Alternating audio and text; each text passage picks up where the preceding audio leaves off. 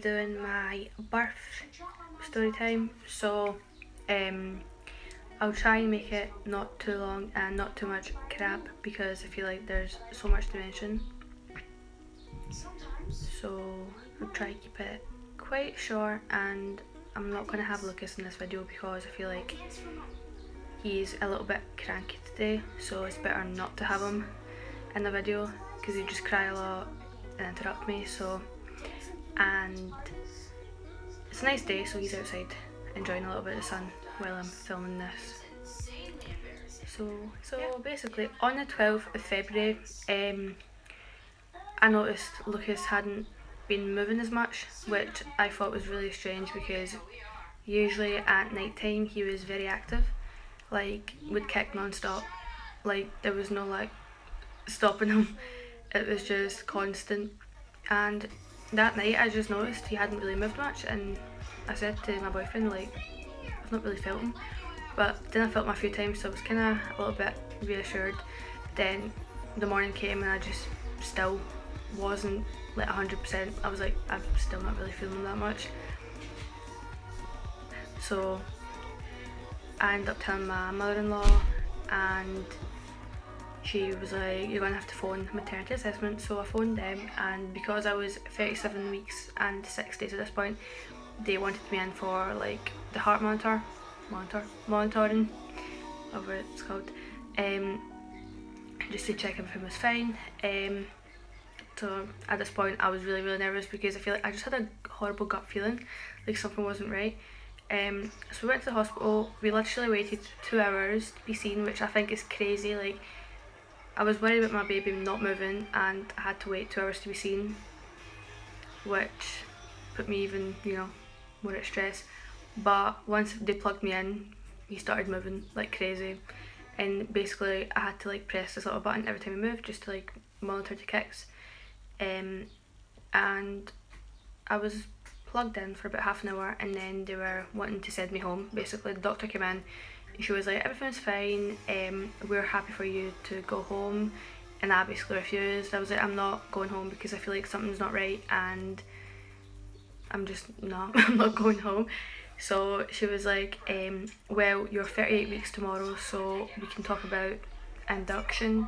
And at this point I'm like, well, I did not expect that. Like, obviously, like, I knew how far along I was, but it was just like the shock, like, oh crap, I'm not leaving without a baby. Like, it was quite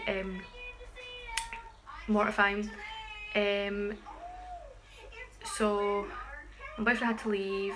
They put me up to the, like, I don't know what you would call that. I was monitored all night, and his heartbeat was going really fast at one point, so they had to put me on fluids to hydrate me a little bit, because they said that it was due to dehydration that his heartbeat was kind of rising. So a doctor came in the morning and gave me a little leaflet about induction, and I'm not like a big expert on this, so if I say things wrong, I apologise. But basically they gave me an induction leaflet on the pessary. I'm not sure if I'm saying this right. Probably should have done a little bit of research before this. But basically they insert, I think it's like a pill, a tablet, I don't know, up you to basically dilate your cervix. So like it does it for you. But I got examined at 9 o'clock that morning, and I was not dilated at all. And then 6 hours after that I got examined again, and I wasn't dilated still. And I'm going to mention the contractions on the pessary are the worst things. Like, I found them worse than the actual labour contractions I was having when I was actually in plugged to the drip. They were so intense. But 6 hours after that, my cervix was thin, so that was a step forward. I was at that point like, I mean, it's not what I wanted to hear, but it was kind of a step forward to, oh, my baby's going to be here sooner than later. And then the last pessary went in, and thankfully I was 2 centimetres dilated at this point, so it was enough to have my waters broke. which was like such a relief. I was literally 24 hours full of contractions. I couldn't sleep. I had to get put on loads of painkillers because the pain was literally unbearable. I was crying at one point. It was just so bad. Feeling sorry for myself here. But so I was told basically you're next to the labour ward. You're gonna have a baby either today or tomorrow, and I was like, oh my god. And I think this was the 14th at this point. Yeah, this was the 14th, so it was Valentine's, and I was like at this point buzzing. I was like, oh, imagine I had a little Valentine's baby. But we waited 24 hours to get put down to the labour ward. Every time that they told me, oh, you're next, an emergency would come through, and I was just, yeah, left waiting, which was a bit frustrating. I was so exhausted. I literally had about 2 hours of sleep within that 2 days. But eventually I got took down. And it was so much better because when I was in that ward, it was like divided by curtains, but then when you get took up to the labour ward, you have your own room, which is amazing. Like, it's just so much more, like, for me it was more, I was way more comfortable there, and it was just like so real. Like, they showed you the little hat they were going to put on him and stuff when he was here, and the little weigh thing, and I was at that point really excited, but I was literally on an hour of sleep, so I was mortified because I was like, how am I going to do this? Like, how am I going to push a human out? And because my cervix was basically not dilating at all, you know, the nurse was like, you could be here for hours, even maybe over a day. And at that point I was like, no, I can't do this, I can't. I got my cervix examined when I went up to the labour ward, and it was the sorest thing ever. What they didn't tell me was that the pessaries actually make you a lot very, very sensitive down there. Like, it was the most painful thing I've ever experienced in my life. I was actually sobbing. They gave me gas and air though, which helped. I don't know how I could have done that without gas and air. I mean, it barely helped, but it was something. Can't take my mind off it, but it was horrendous. And then I got put on the drip, which also brings on contractions. And they came so quickly. Like, I think I got put on the drip at 11. By 1 I was having like unbearable contractions. I was on gas and air at this point, and I was just in my own little bubble. Like, it was really, really tough, but I lasted 4 hours with the contractions, which the nurse told me that this was like the strongest they were going to get, because she felt my stomach and she was like, yeah, they're really regular now. I'm hoping things move like really quickly from here, because they are coming in quite quick. So I was like buzzing at this point. I was like, oh my god, it's going to happen soon. But then I caved and asked for the epidural because I was in so much pain. But honestly, the epidural wasn't even bad. I didn't feel anything. The toughest thing is staying still, because if you don't stay still, there's a chance of you getting paralysed, which they give you a little book to sign. I think that, to be honest, I was out of my face, so I don't really remember. But they gave me like a little leaflet thing, kind of tells you about the risks. And it'll be like, this percentage of women gets paralysed during the epidural, this percentage of women has nerve damage, and things like that. So it kind of scared me a little bit, but at this point I didn't really care because I was in so much pain. I was like, just give it to me. And may I say, after half an hour, it was amazing. Like, I do not regret getting an epidural. I do have some back pain now, but honestly at the time it was like the best thing ever. I went for a nap and slept for 4 hours. So that's how good it was. I didn't feel a contraction after that. And it's weird because I thought it was just like a jag and that was it, but it's actually like a drip, and they top it up through a little syringe thing, if I can remember correctly. But I didn't know it was like that at all. And I fell asleep at 4 and then woke up at 7, But yeah, I forgot to say, after my epidural I got examined again and I was at 2 centimetres. So I was gutted obviously because I hadn't moved at all. So at this point I'm like, is anything gonna happen? Like, what is happening?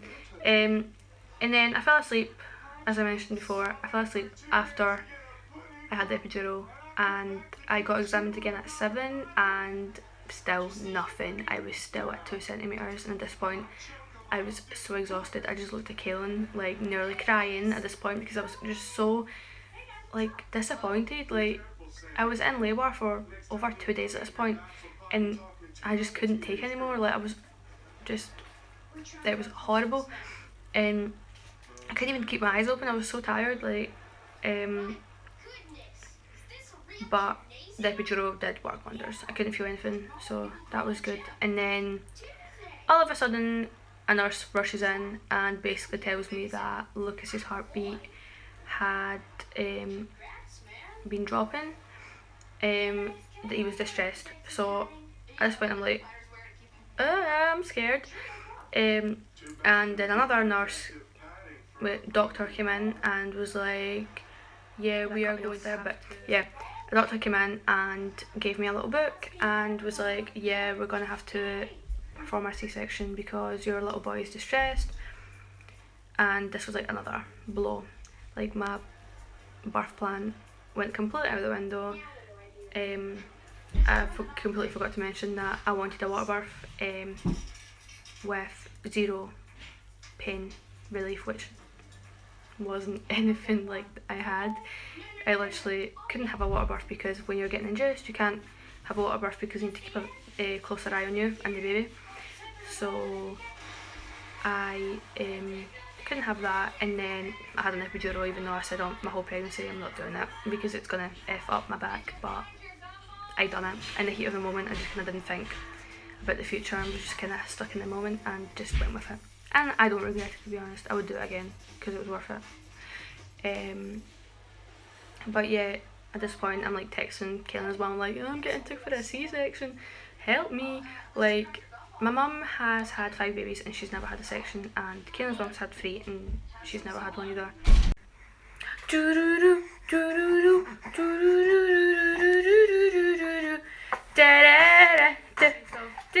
I had to go outside to look after Lucas and clean his little bottles, so, and then I took him outside because he was out for quite a while in the sun and he was getting tired, but then I took him in here. Oh, pardon you. I took him in here and he's not tired anymore. So yeah, but I'm going to try continue with my birth story time. Are you going to behave for mummy? Are you going to behave? You're just going to be crabbit all day? I might have to like stop this video and do it later because I don't know if he's going to behave, but I'm going to go get his dummy and yeah. Are you going to behave? Are you going to behave? Okay, so after the that song's going to really annoy me, but anyway, so he's calmed down. We can continue with the story. Anyway, so doctor came in, basically told me I was going for a section. At this point, I'm really on gas and air, so I don't really know what's happening, and the epidural, so I'm kind of out my face.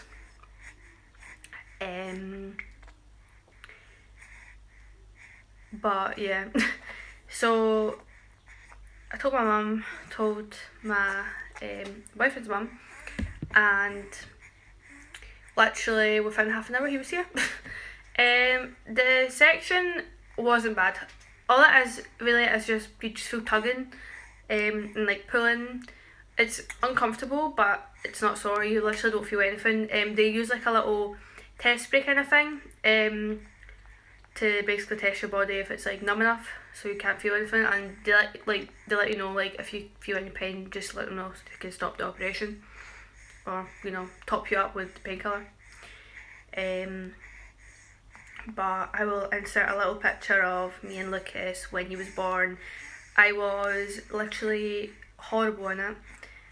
I mean, it was after like 3 days of labour, so you can imagine I was exhausted, and it definitely had a very traumatic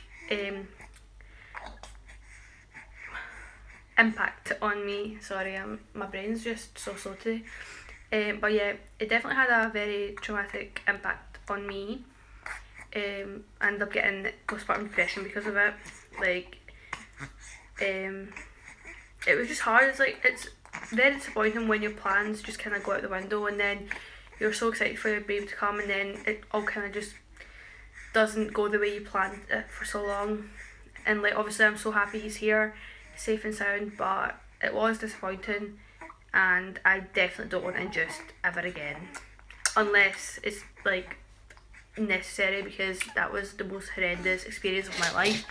That light is really annoying me. But yeah, after my C-section, my mum came in, she helped me. I had this really rude nurse that was basically trying to make me hold Lucas. Literally, I just came from the section, I was knackered. I did a little bit of skin to skin, and then I was like, oh, I'm really needing to go for a nap. And the woman basically came in and was like, no, you're having to hold him. You need to do skin to skin. And I was like, I'm shattered. Can my mum hold him for an hour or two while I nap? And the woman's like, right, okay. And I'm sitting there like, I'm tired, Jesus Christ. And then another nurse came in and was like, yeah, you go have a little nap. And then the other one was like, yeah, I said for her to have skin to skin, but she's not listening to me. And I'm sitting there right there like, woman, I have literally just had a child, like, I'm exhausted, it was traumatic, like, are you trying to talk? The recovery was probably the worst thing about a C-section. What they say is true, it does really feel like you've been hit by a car. Literally couldn't move. When I laughing and coughing and sneezing was the most painful thing. It literally felt like my skull was going to rip open. I'm not trying to scare anyone out here, but probably anyone will tell you that recovery is quite hard. It was for me anyway, and most mums I've spoke to about it. But the actual C-section itself isn't bad. Oh, you've been bad again?